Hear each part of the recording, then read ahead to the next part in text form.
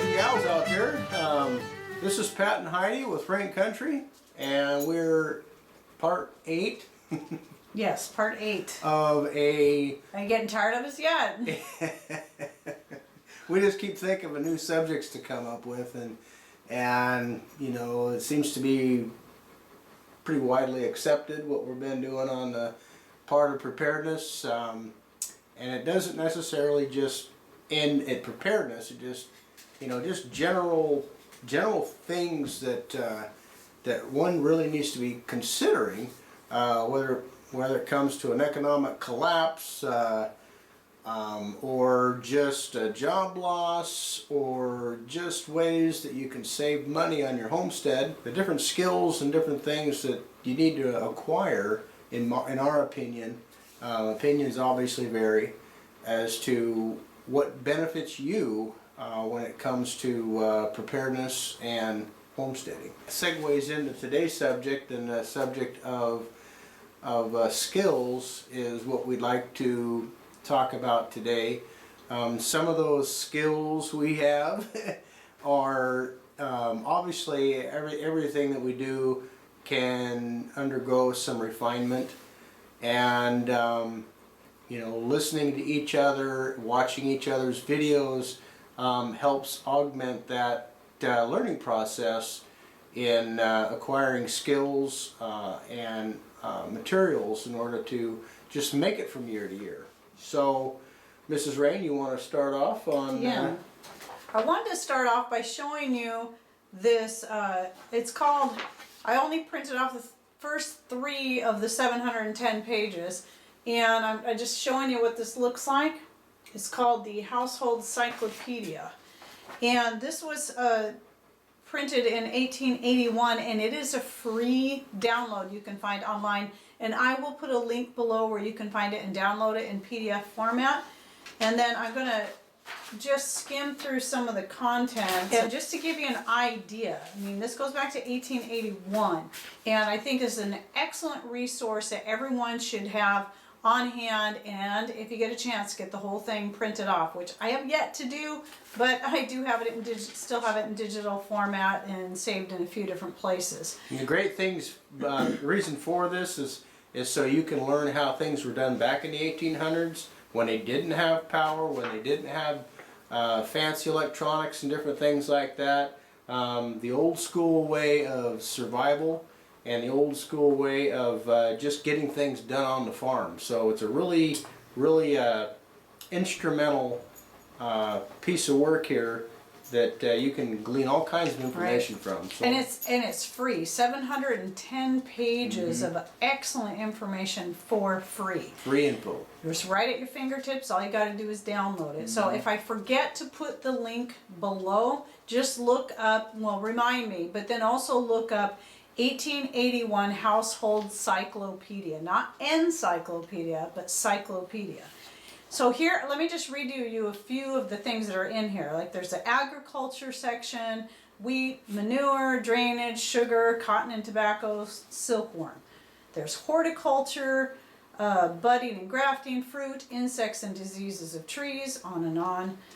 Medicine talks about diseases, cholera, accidents, wounds, fractures, dislocations, amputations, so on and so forth. Metallurgy, tanning, enameling, pottery, photography, engraving, culinary arts, brewing, distillation, including essential oils, waters, vinegar, angling. And then they're under miscellaneous, they have how to tie knots, knitting, canary birds, dogs, insects, petroleum, bookkeeping, proofreading, and so on. I mean, it's very, very extensive, and it teaches you how to do pretty much everything. So please go to that link, if I remember it, go look it up and download it and get it in your library ASAP. And the best thing you could do is, if you afford the ink cartridges and the paper, print it off so you have a hard copy. Yep. In the event that your computer goes gunny bags, or you go off the grid and totally off the grid, then you'll have this cyclopedia to resource if in the event that you don't already know it all.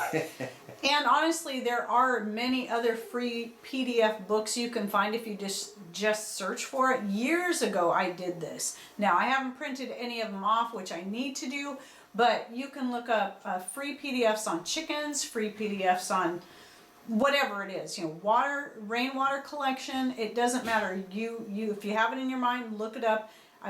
It's pretty sure thing that you will find one somewhere.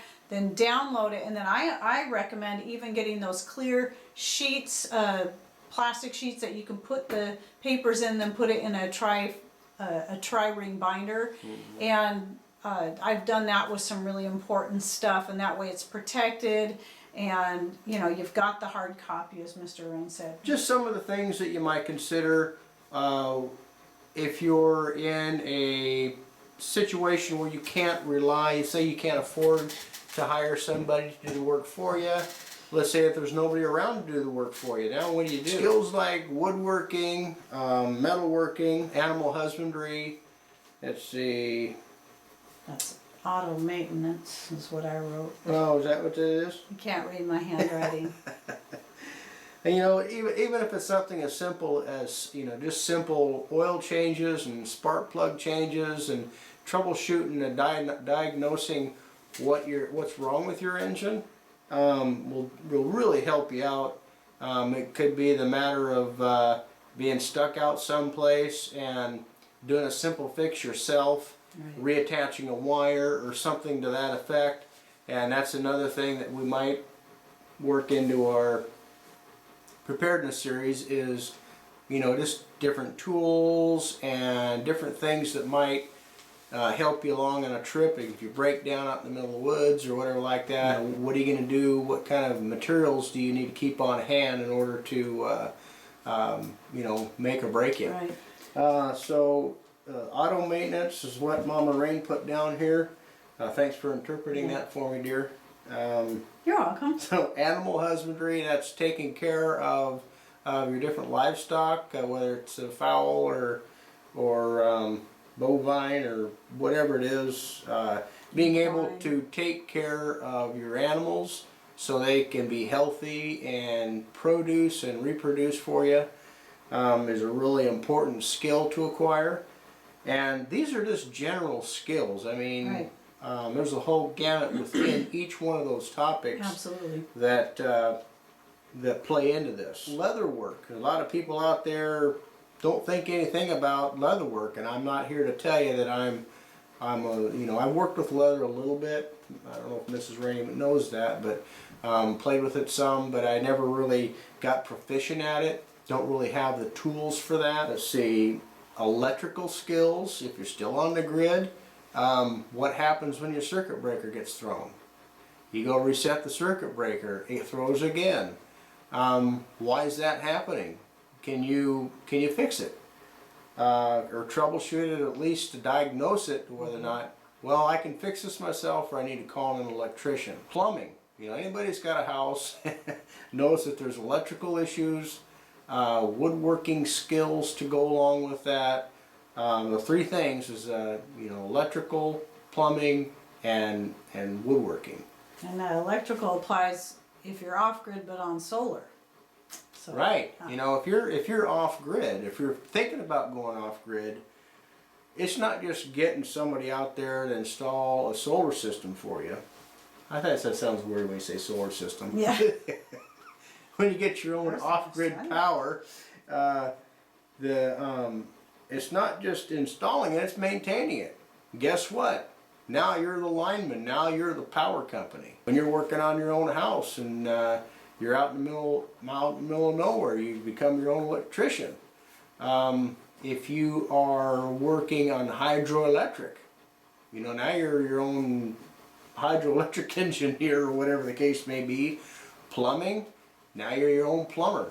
All these things are really important things to hone and develop and work on as you go along. Not just those skills, but what kind of tools do you need to accomplish those skills?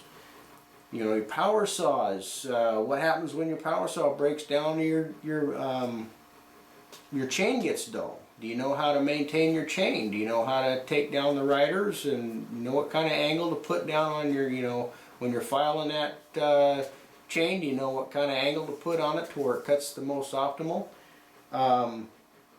If your chainsaw stops working, how do you fix it? I don't know how many times I've been out in the woods.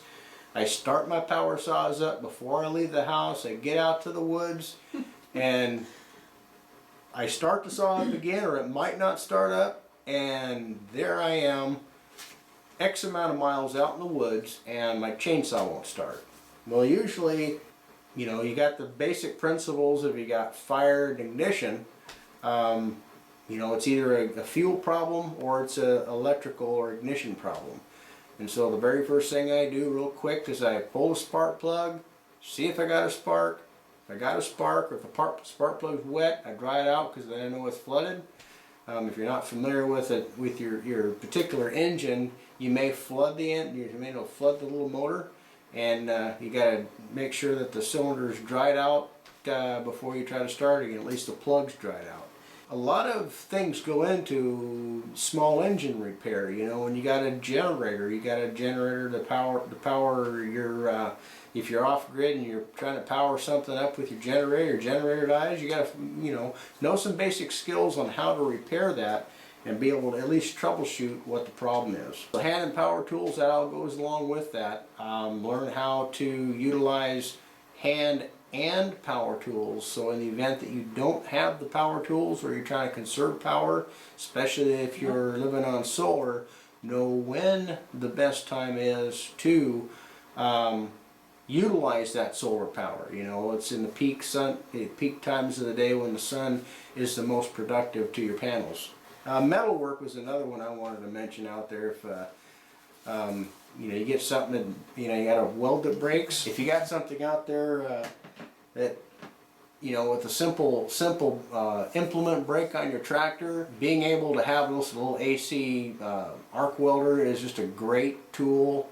60-13 rod, and that stuff pretty much welds just about anything, so it's a good general purpose rod to use. Being able to stick something back together when it comes to metal is a great tool. Alright, so now for my side of things, what kind of skills, and obviously we're thinking general, men and their skills and women and our skills, not that they can't cross over, but this is just where we are. And obviously learning how to cook and bake from scratch is an utmost important skill, because you're not going, not only are those boxed goods at the store, those prefab foods, bad for you anyway, in a tough situation, you're going to need to know how to take that little bit of flour and baking powder or yeast and make yourself a loaf of bread, or even some flatbread, or whatever it is. Right. And you also, it's more than just even being able to follow a recipe. You need to develop the skills in such a way that you can look at the foods that you have and say, okay, I have this, this, and this. What can I make out of this? It doesn't have to follow any specific recipe. Sometimes we get ourselves caught up in, well, I have to do this recipe. It has to have a specific name, like tamale pie or, whatever it is. No, just make up your own meal, and you might be surprised. Once you have a standard, just a basic grasp on cooking and what herbs and spices blend well together, you can make a very tasty meal with just rice and burger, or whether it be elk burger or venison burger or beef burger, whatever, or even fish, and just some herbs and spices and whatever tastes good, or some beans thrown in there. It does not have to cost a lot of money, but you can make things taste different and learn how to work with what you have so that you don't get food fatigue either. And that kind of goes back to our very first video in this series about food storage, and considering those things that you want to put in there that you can either grow, like herbs that are super easy to grow, that can add so much flavor to your dishes, and it's free when you grow it yourself, and most herbs are easy to grow.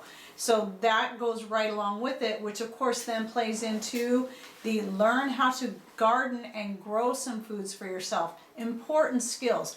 You have too many people in the prepper community that say, okay, well, I'm just going to stock up on seed, and when things get tough, I'll throw some seed in the ground and start growing a garden. Well, it's not that simple. Believe me, you need to start practicing and honing those skills now, because you may be following Danny and Wanda down at Deep South Homestead and watching all of their videos and seeing how they grow things, and yes, they are excellent. They know what they're doing.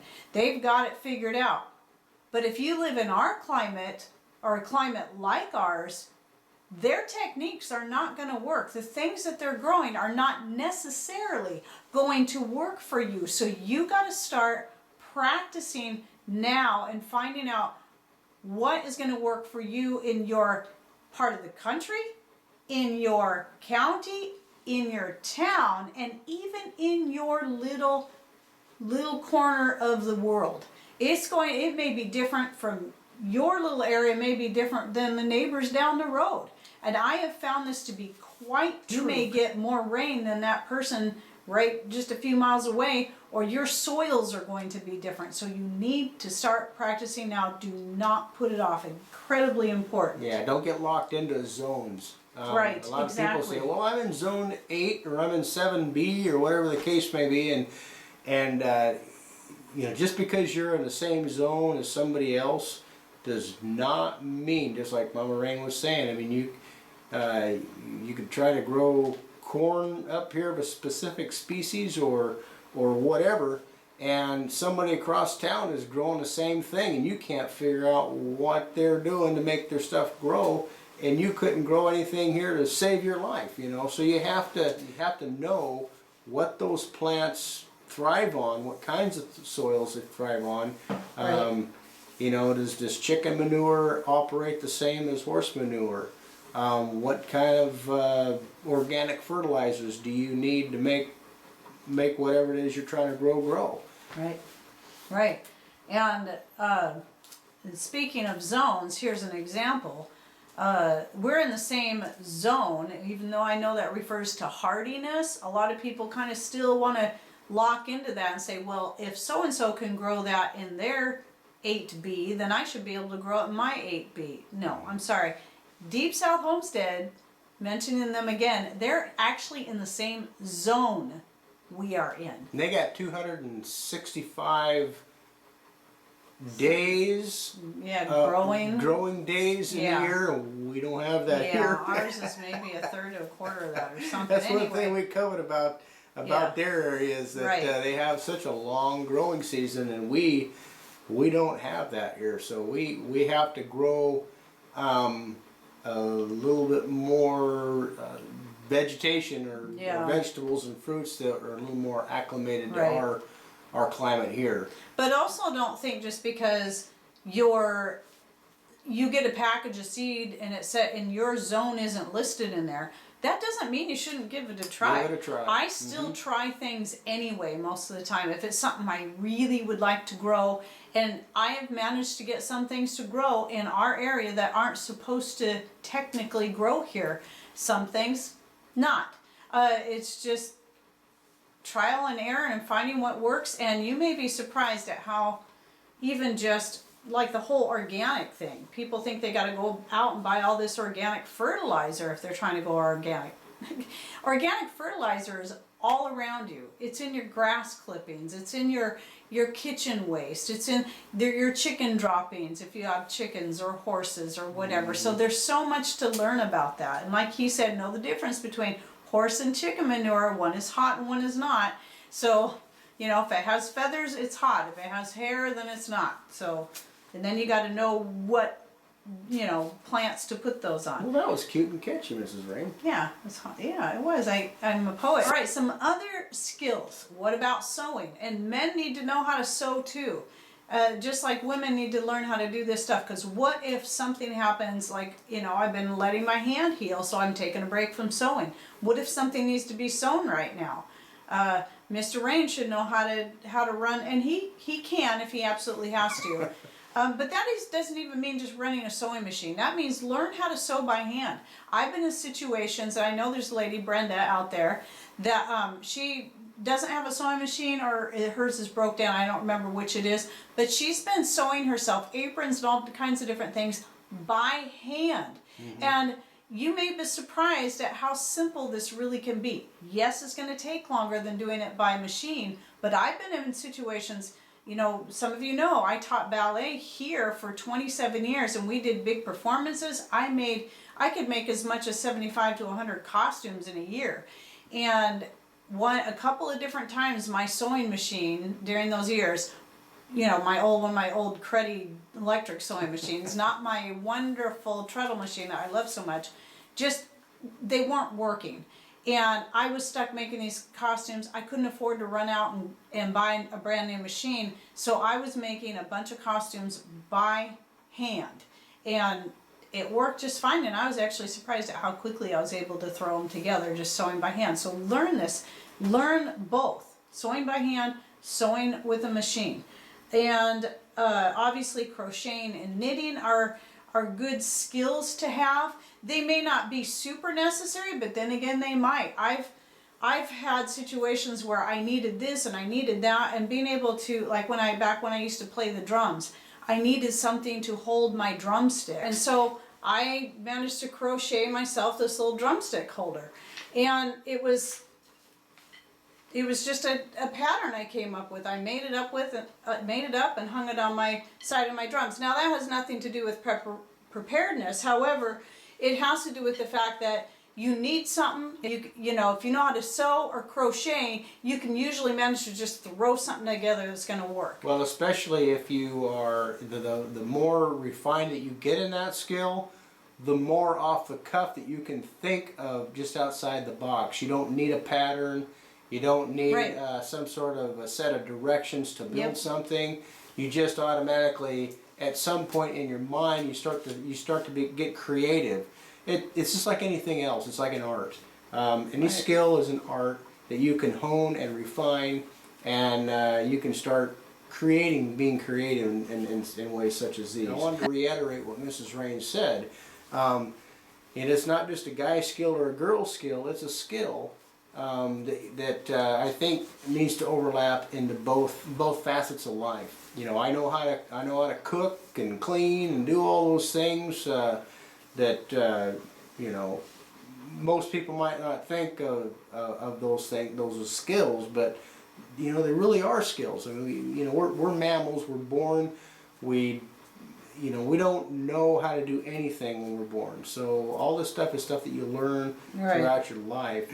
So like he said, the whole, you know, when I was talking about this little drumstick holder, I made up the pattern all myself according to what I needed. I got a way to close this up so I can grab the drumsticks and go, or I can hang it on the side of the drums. And it was just because of my basic knowledge of crochet, I was able to just make it up. I didn't follow a pattern. In fact, I wasn't sure that I would be able to even find a drumstick holder pattern for crochet online. Maybe there is one out there, I don't know. Having these basic skills and the knowledge of these things can make it very simple for you to tailor things and just create whatever it is you want. Now, Mr. Rain was starting to talk about preservation, so that goes along with the gardening and your food storage. You're going to need to learn, if you haven't conquered the fear of learning how to run a pressure canner, for instance, you need to learn how to do that and do it right away. I put it off for a long time as well. And we actually Mr. Rain had bought me the All-American canner, which I love. And I was going to get started in it that year, but I found reasons not to, and I really didn't need to. But then the very next year we got blessed by, with a whole bunch of beets, garden beets, that they needed to be canned up right away. And I needed to learn how to use the pressure canner. And once I did it that first time, and I was scared to death, just like everyone else is that first time, because you hear all these horror stories, then I was hooked, and I found out how simple it was. And you just need to get over that fear and get on it, just like soap making. Learn how to make your own soap, because you know, and learn how to make lye, which I still need to do that. I got to get some hardwood ash to do that, but it sounds like a pretty easy process. And if you can learn how to make your own lye, then all you need is the fat to go with it, and you can make your own soap. So learn these skills. And as far as the food preservation, back to that, I know I'm jumping around a lot. That also includes learning how to dehydrate, whether it be with an electric dehydrator, which I tend to run on our solar power throughout the spring, summer, fall, or on your wood stove, or any other types of ways that you can dehydrate in the wintertime like I do. Sometimes even just setting stuff next to my wood stove on the dehydrating rack will dry things just great. I don't even have to put it on top of the wood stove. And so dehydrating is an excellent form of preservation. In fact, as far as preserving the nutrients, it's actually better than canning. So anything you can dehydrate is wonderful. And you can always rehydrate it. There's a lot of things you can do with dehydrated foods. And I have videos where I show, a lot of my cooking videos, I'll show a lot of the dehydrated things that I use. Now, sock darning. I talked about this in our last video about preparedness in clothing. Learn how to darn socks. Learn how to repair your clothes. Right here, I have a sock that I'm working on. This actually didn't have a hole in it. It was just starting to get thin, and since I had already had to patch up a hole here, I decided to start working on that just to thicken it up. And then this goes back to the woodworking skills. This is the sock darner that Mr. Rain made for me. The fact that he could make this himself is just really great. And you can, here's something else. If you've got these skills, I'm going to show you a few more examples, like a couple of different rolling pins that Mr. Rain has made. Some crochet hooks that he's made. We have a video showing him making these things, and these are my very favorite crochet hooks. They're pretty much all I use now. And so he's got the skill to make the crochet hook, then I can use the crochet hook they can benefit each other, complement make the drumstick holder, or a hat, or a scarf, or mittens. Mm-hmm. And along with that, he's also made me a yarn bowl. Somebody was asking about that. And under one of our other videos. And this one, he just used the natural, was it a knot hole or something? Yeah, this is, what this particular bowl here is a, you can see it really close. And so that was just a natural defect in the burl that I used. I kind of incorporated that into the making of a yarn bowl. I guess you have to have a hole or something in here where the yarn can roll around and the string can come out of it. So. Now these skills that we've mentioned are only a handful that were thrown out there just to give you an idea of some of the things you need to consider, to look into. I mean, I think the very basics would be learning how to fix and repair things for yourself, learn how to garden, learn how to cook and preserve your foods, and then, you know, and learn how to take care of, you know, the animal husbandry, things like that. I mean, these are some of the top most important ones, but there's a lot of these little things. And you know, we all learned, you know, what we learned. Like he said, we weren't born knowing this stuff. And so we're not any better or any more important or any more special than anyone else. We've just been learning these things as we go. And, you know, some of the stuff we might have learned as children, but a lot of this stuff, just like the pressure canning, I didn't start that until a few years ago, really. And you know, I think it was 2013 was the first year I actually pressure canned. Well, a lot of this stuff is stuff that you gotta really have a desire or a need for it in order for it basically to kind of take hold. Because, you know, a lot of people, they could care less about turning a bowl or cooking a biscuit, you know. But those are the things that we love to do. And we love to learn. We like being creative that way. Our whole point in here is that we are learning. If you can pick up or glean something from our videos that might help stimulate you or give you an idea of ways that you can save money, right, or develop a skill, mm-hmm, then that's our target. Well, and then the other thing I wanted to say about these skills is, obviously, you know, we're learning these skills because we're using them right now, just like he said, but here's some other things to consider, and that is having these skills in order to be able to barter. So maybe you can barter your skill of woodworking for somebody else's skill of crocheting or knitting a hat or pair of socks for you. There's, you know, all these different things that you can barter. You can use your skills to barter with, whether it actually be repairing something for someone or making something for someone. And just Heidi used to barter fresh goat's milk because we don't have the area to raise goats or a small cow or whatever. We're limited to the area that we have to work with. So Heidi was sewing skirts. I was sewing skirts and teaching ballet classes. Yeah, do skills and products for goat milk. For the exchange of goat milk and different things like that, and eggs and whatever. So, you know, work with what you got, where you're at, until you can do something better. Or if you don't want to, if you want to stay right where you're at for here and ever after, figure out ways that you can work around that by developing skills and knowledge in different areas that will help benefit you in a situation where you can trade some skills of value or products of value to others that might have a little bit more area or a better expertise in another area. You guys can trade back and forth and you know, make ends meet that way. Right, and put a list below of skills that you have or skills you want to learn that you think others could benefit from learning how to do as well. So let's keep the discussion going, because this is such great stuff and we keep learning so much from each other. We really enjoy the feedback. You watch the video, you know, so throw something down there in the comments.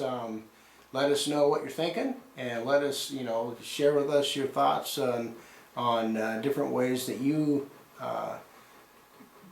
you know, different skills that you might think about adding into the conversation. So I think we're going to add here is the importance of the older generation. I was just reading a comment this morning from a viewer who was very much aware of what was going on in the Second World War during the Great Depression and different things. Man, what a wealth of knowledge that older people have. They might not have the stamina, they might not have the physical abilities to do the things that other folks have, but their information is, you know, that doesn't make them invaluable. Doesn't make them any more, make them any less important than somebody who is young and vibrant and full of energy. These people, listen to them. They have a lot to offer. Yes. They've been through it. They've run the gamut. They've tried it probably 10 different ways, and they've come up with a great way to streamline off-grid type, old school ways of doing things. So listen to your older generation. They've got lots to offer. So right. Well said. Anyway, thanks okay. for watching. Take care. And God bless.